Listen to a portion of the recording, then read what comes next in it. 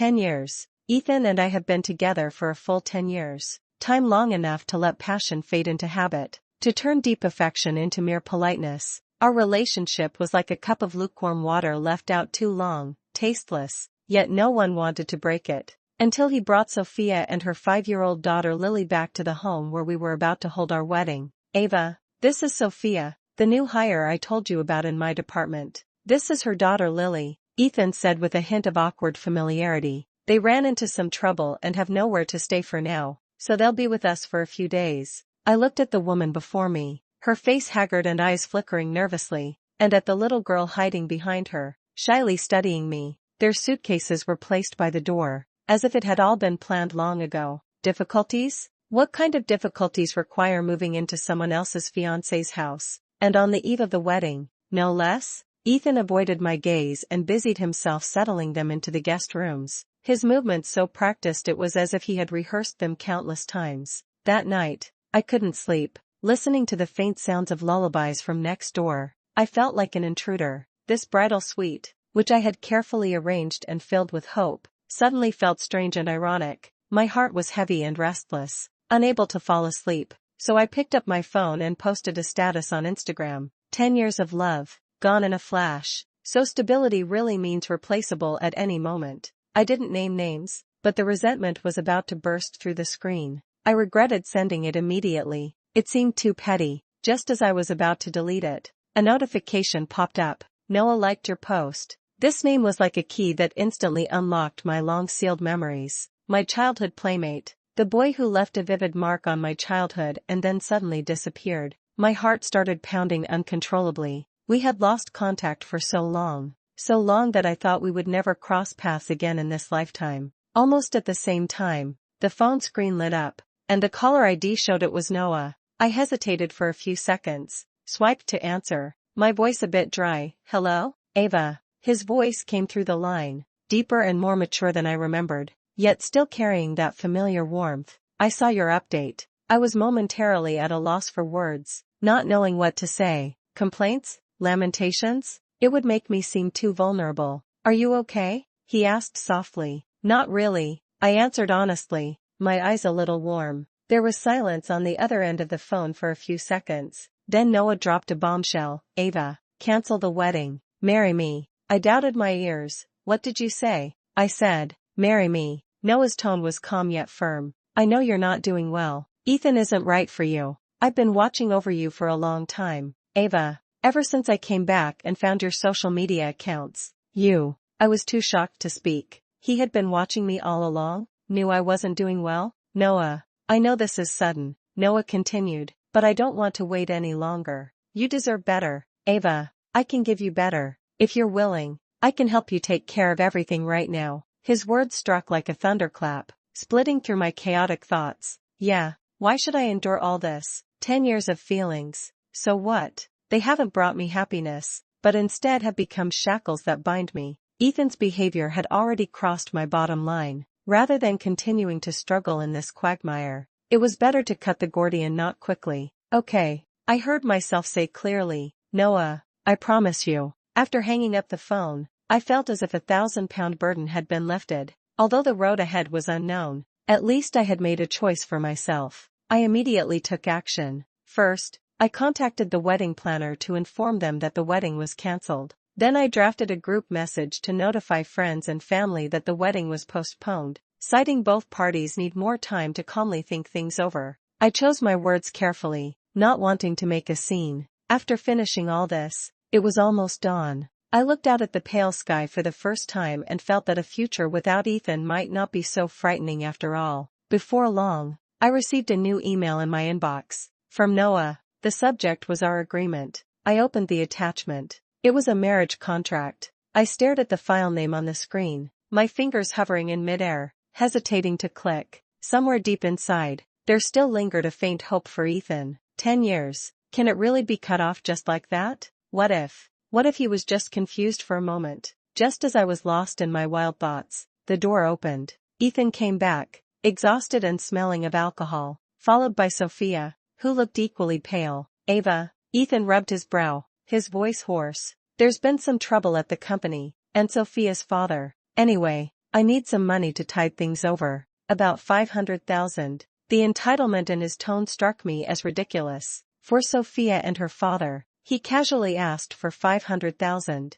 The money we had been saving for our wedding seemed to him like public funds he could use at will. I can only give you half, I said calmly. The rest is mine. Ethan frowned, seemingly displeased with my reaction. Ava, now is not the time to argue about this. Lives are at stake. Is that so? I looked at him. Have you ever thought about how I feel when you brought them, mother and daughter, back home? Ethan choked up a bit, then said irritably, all right, we'll talk about the money later. I've already notified the wedding venue to cancel. The date is postponed for now. He actually canceled the wedding, even faster than I did. Was it to make room for Sophia? Or did he think I would definitely compromise? The last bit of hope in my heart completely extinguished, leaving only a cold calm. Got it. My calm reaction actually surprised Ethan a bit. He opened his mouth as if to say something, but Sophia suddenly stepped forward. Sister Ava, I'm sorry, it's all my fault. Her eyes were red, looking pitiful. There's really nothing between Ethan and me. He just felt sorry for me and gave me a hand. Please don't misunderstand him. And don't cancel the wedding because of me. I almost laughed out loud hearing that. A typical green tea statement, clearing herself completely while conveniently slapping and making a fuss without reason label on me. Misunderstanding? I looked at her coldly. A single man and woman moving in with a child into someone else's fiancé's house. You call that a misunderstanding? Miss Sophia, your pitiful is a bit too aggressive. Sophia's face instantly turned pale, and she looked at Ethan for help. As expected, Ethan immediately defended her. Ava, how can you say that? Sophia is already having a hard time. Can't you show some understanding? Understanding? I turned to Ethan, the pent-up emotions finally bursting out. I show understanding for her, but who shows understanding for me? Ethan, this is our home, not your charity shelter. Can you stop making a fuss? Ethan also raised his voice. I already said it's only temporary. How long is temporary? Until you temporarily give all the family assets to them? I stood my ground. The argument escalated. Ethan looked at me, his eyes full of disappointment and impatience. Ava, you've changed. You weren't like this before. Yeah, I've changed. Because he pushed me to. Since that's the case, Ethan took a deep breath, as if making a significant decision. I think we all need to calm down. Sophia, Lily, let's go first. Is he really going to leave? For another woman and her child, leaving the home we shared? Watching him turn without hesitation and start packing Sophia and her daughter's things, my heart completely sank. Ethan, I called out to him, my voice trembling in a way even I hadn't noticed. What about my luggage? Aren't you going to help me pack? He turned around, looking utterly baffled. Your luggage? Pack it yourself. Haven't you always done it yourself before? That casual attitude, like a poison dagger, stabbed sharply into my heart. Yes, all along, I had been the one taking care of him, managing everything at home. He has long been accustomed to my efforts, to the point of taking it all for granted. Just then, my phone screen lit up. It was a message notification from Noah. I instinctively picked it up to look, and Ethan's sharp eyes caught the conversation pinned at the top of the screen. Noah? Ethan's face instantly darkened. When did you get in touch with him? What is your relationship? His tone of accusation made it seem as if I were the one who had cheated and betrayed. I laughed, tears almost streaming down my face. What kind of relationship? Ethan, what right do you have to ask me that now? I raised my phone, the screen facing him. You bring another woman and child home to live, cancel our wedding, and now you question my relationship with my childhood friend? Don't you find that ironic? You and him. Ethan's voice was filled with incredulous anger. Yes, I contacted him. I interrupted him, meeting his gaze, speaking each word clearly. Noah proposed to me, and I said yes. Ethan, we're over. Ethan's expression froze on his face, a mix of shock, anger, and humiliation. Sophia was also stunned, probably not expecting me to be so straightforward. You actually. Ethan trembled with rage, pointing at me, unable to form a complete sentence for a long time. What did I do? I sneered coldly. When you canceled the wedding for another woman and still wanted to keep fooling me, I chose to leave? Ethan, you were the one who was unkind first. Get out. I pointed to the door. Take your problem child and get out of my house immediately. Ethan's face turned pale and then flushed repeatedly, but in the end, he grabbed a terrified Sophia and a crying, fussing Lily. and slammed the door as he left. The door slammed shut with a bang, cutting off the outside world. The living room was in complete disarray, as if a war had just taken place. I stood still, feeling as if all my strength had been drained away, but in my heart, I was strangely calm. Giving up hope. So this is what it feels like. About an hour later, the doorbell rang urgently. I thought it was Ethan coming back to cause trouble, so I didn't plan to open the door, but the doorbell kept ringing persistently, mixed with faint sobbing. After hesitating for a moment, I still opened the door. Standing outside was Ethan, looking distraught, his eyes red-rimmed, and his face even streaked with tears. When he saw me, it was as if he had grasped a lifeline. Ava, something happened. Sophia's father had a sudden heart attack. He passed away. I was stunned. Sophia's father, who is also Ethan's direct superior, the regional president of Apex Global Group. Seeing Ethan in such deep grief, I was momentarily dazed as well. Although I despise them, I still have basic sympathy for a deceased elder. My condolences, I said dryly. Ethan seemed not to hear, just murmuring to himself, how could this happen? How could it? I sighed and stepped aside to let him in. Come in and have a seat. Out of humanitarian concern, or rather, the last remnants of a decade-long bond, I accompanied Ethan to handle some follow-up matters and even attended the funeral with him. At the funeral, Sophia was dressed all in black, crying bitterly with tears streaming down her face, almost fainting. Ethan stayed by her side the entire time, supporting her, whispering comforting words, their gestures intimate and natural, as if they were the couple. I stood not far away, like an outsider, watching everything coldly. There was no ripple in my heart, only a sense of irony. After the funeral, Ethan found me, his face tired but with a sense of relief as if a heavy burden had been lifted. Ava, thank you. He looked at me with a complicated expression. Thank you for being so sensible and not causing a scene at a time like this. Sensible? I almost laughed out loud. I was just too lazy to get tangled up with them anymore. I'm sorry, Ava, he said again. It was my fault before for ignoring your feelings. Once this busy period is over, I will definitely make it up to you properly. He even cooked himself, saying he wanted to make a meal to thank me. Watching him busy in the kitchen, I felt no trace of warmth, but rather a sense of foreboding rising in my heart. Soon, a table full of sumptuous dishes was laid out. They were rich in color, aroma, and flavor, clearly made with great effort. However, when my gaze fell on a few of the dishes, my heart suddenly sank. Steamed crab, garlic vermicelli scallops, braised prawns, all seafood. Ethan knows, I am severely allergic to seafood, and these dishes happened to be the ones Sophia mentioned she liked the most before. Quite unintentionally, it turned out that the real recipient of this thank you dinner, the one truly being pleased, was not me at all. I held back the surging emotions, picked up my chopsticks, but did not move them. Why aren't you eating? Ethan looked up, puzzled, at me. Ethan, I put down my chopsticks, my voice eerily calm. Do you have something important to tell me? Ethan was momentarily stunned, then put down his bowl and chopsticks, his expression turning somewhat serious, with a hint of pleading. Ava, look, Sophia is now raising the child alone, and her father just passed away. It's really pitiful, I think. He paused, watching my expression. I want her to move in with us so we can look out for each other, just as I thought. I looked at him as if seeing this person for the first time. His selfishness and shamelessness kept shattering my understanding. Ethan, I interrupted him, my voice cold. Choose her, or choose me? Ethan's expression changed instantly, as if my words had stabbed him. Ava, why are you here again? I've told you we have nothing. Why can't you be reasonable and stop making a scene at a time like this? Making a scene? I smiled, but my eyes were icy cold. I'm making a scene? Ethan, look at this table of dishes. You know I'm allergic to seafood, yet you made a table full of seafood. Tell me, is this for me to eat, or for her? Sophia? Ethan's face turned very unpleasant, speechless, unable to say a word. Enough. I stood up, feeling a tightness in my chest and my breathing becoming a bit rapid. I don't want to hear any more of your explanations. Ethan,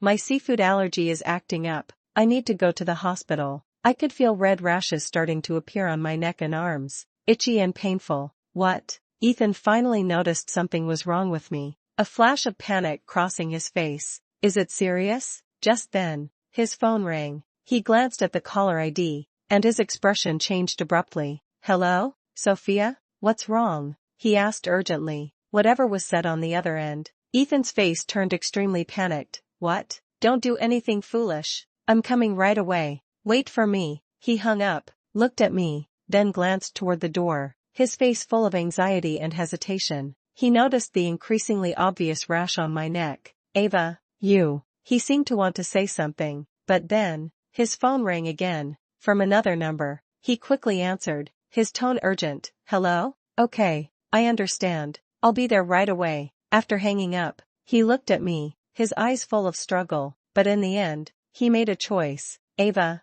the situation with Sophia is urgent. I have to go there first, he said quickly. You wait for me at home. I'll be back soon, and when I return, I'll take you to the hospital. Wait for him at home. Wait for him to finish handling another woman's emergency, then come back to bestow a little care on me? At that moment, all the emotions in my heart, anger, disappointment, sadness, vanished. Only a profound numbness and despair remained. I finally saw clearly the priority I held in his heart, always at the very bottom. No need. I looked at him, my voice calm and steady. I'll go to the hospital by myself. After saying that, I no longer looked at his panicked and helpless face, picked up my bag, and turned to leave the suffocating home. The moment I closed the door, tears finally fell uncontrollably, not for him, but for the youth I had wasted in these 10 years. I forced myself to endure the worsening allergic reaction and the sharp pain in my chest, walking toward the hospital while taking out my phone and dialing Noah's number. The call was quickly answered, and Noah's warm voice came through. Ava? Noah. I sniffled, trying to make my voice sound a bit more normal. I'm coming back to hometown tomorrow. Can you pick me up? Of course. Noah agreed without hesitation. Is something wrong? Your voice doesn't sound right. It's nothing, just, I want to go home, I said tiredly. See you at the station tomorrow. All right, stay safe. Contact me anytime you arrive. After hanging up, I walked into the hospital emergency room. While waiting for my number to be called, I opened the marriage agreement Noah had sent earlier. This time, I did not hesitate. The next day, I dragged my suitcase and boarded the train back to hometown, watching the rapidly passing scenery outside the window. It felt like I was leaving the weight of the past 10 years behind me. Stepping out of the station, I immediately saw Noah waiting at the exit. He had changed a lot. Gone was the awkwardness of his youth. He wore a well-tailored suit, stood tall, and exuded a calm confidence. His familiar facial features were still there, but deeper, radiating the assured glow of a successful man. Seeing me, Noah quickly walked over and naturally took my suitcase. It must have been a tiring journey, he said with a smile. The sunlight fell on his face, dazzling me a little. Not too bad, I said, looking away awkwardly. You have changed quite a bit. You too. Noah looked at me, his eyes gentle. You look even better than in the photos. I got into his car, the interior spacious and comfortable. Noah drove while explaining to me why he left without saying goodbye back then. At that time, my dad's company ran into trouble and owed a lot of debt. Our family had to move out overnight, and I changed my phone number, so I never had the chance to say goodbye to you. Noah's tone was apologetic. Later, I studied hard and started a business, hoping that one day I would have the confidence to come back for you. I kept asking about you, learned that you were with Ethan, and then heard you were going to get married. He paused, his voice deepening a bit. That day, when I saw your update, I knew I couldn't wait any longer. Ava, I don't want you to suffer anymore. So that's how it is. The knot in my heart that had lasted for years finally untied at this moment. He has worked so hard for me all these years. When we arrived downstairs at my apartment complex, Noah parked the car, took a folder from the passenger seat, and handed it to me. Take a look. It was that marriage agreement. I opened it and carefully read through the terms inside. The more I read, the more alarmed I became. This agreement was almost entirely in my favor. A prenuptial property notarization clearly listed all his assets and stated that most of the post-marriage income would belong to me. If we divorced, he voluntarily agreed to leave empty-handed and pay a large compensation. Even the custody of the children was prioritized to me. This wasn't a marriage agreement at all. It was clearly a contract of servitude. Noah, I looked up, gazing at his serious profile. Do you like me? Noah's face instantly flushed, even his earlobes tinged pink. He turned his head awkwardly, avoiding my gaze, his voice tinged with nervousness. Yeah, for a long time. he added softly, his voice like a feather brushing the tip of my heart. Since high school. Back then, my grades were poor, and you were the one who kept encouraging me, explaining problems to me. I only started studying hard so I could get into the same university as you. I was stunned. It turned out that, unknowingly, I had once illuminated his youth, and he has treasured this light for so many years. A certain place deep in my heart instantly softened. Noah, I looked at him and asked seriously, does what you said yesterday still count? Noah suddenly turned his head, his eyes sparkling with delight. Of course. Ava, will you marry me? He took a velvet box out of his pocket, opened it, and inside was a diamond ring with a simple yet dazzling design. I looked into his eyes, nervous yet hopeful, nodded, and softly said, I do. Noah's eyes lit up instantly. He carefully picked up the ring and gently slipped it onto my ring finger. The size was just perfect. He leaned down and placed a tender kiss on my forehead. Just then, my mom's excited voice came from upstairs. Oh my, they kissed.